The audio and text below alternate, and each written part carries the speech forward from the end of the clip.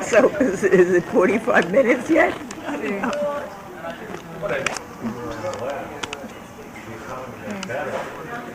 The rabbi was Isidore Signa. He was a young rabbi. I guess he must have been in his early 30s. And his wife, Elke, worked with a group of girls known as the Daughterhood of Temple Bethel. And she used to direct plays for the holidays. She was very much interested in that. And again, I was too tall for anything worthwhile, so they always used to make me a guard in the king's palace. And of course, you had to kneel before the king, and every time I knelt down, my knees would crack, and everybody would, especially Mrs. Signa, would burst out laughing. But we had good times. She really made things very pleasant. It was an enjoyable time for me. Rabbi Signa performed the wedding ceremony. Your wedding ceremony? Yeah, he was the rabbi, and I would have wanted to invite. I'll take that up from wherever you're ready.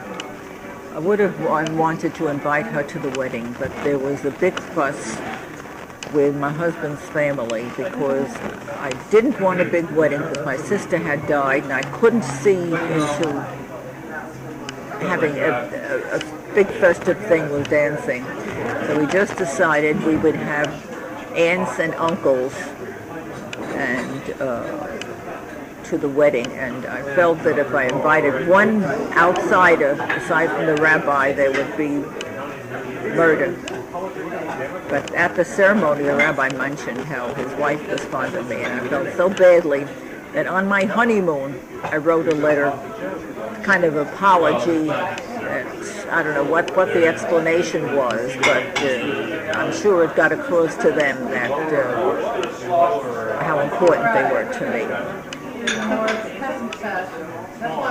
And I was in touch for once or twice.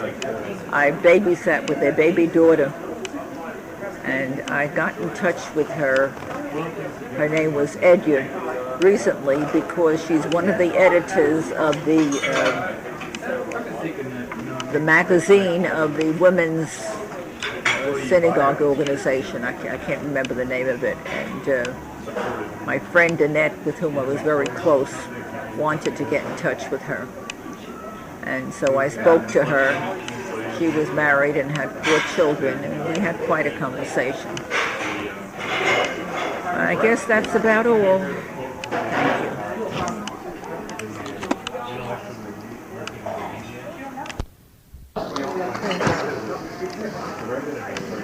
When my parents were first married,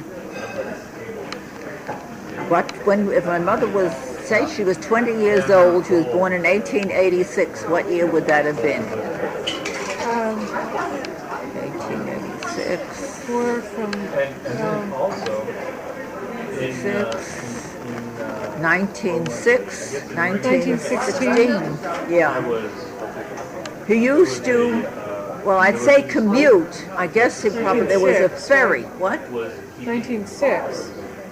1906? Yeah, I guess so.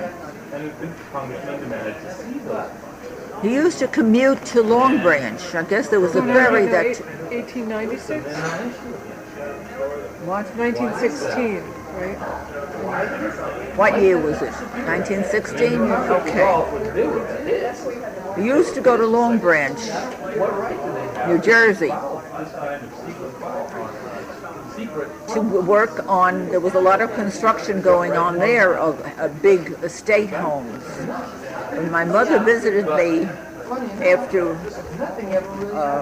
Audie and I settled in Rumson, I took her to Long Branch to see Monmouth College because it was made out of a beautiful estate. And she said the way my father described the work that he did in the homes, it was quite possible that he had worked on the carpentry of Monmouth College. Did you ever go there? Did you ever see it?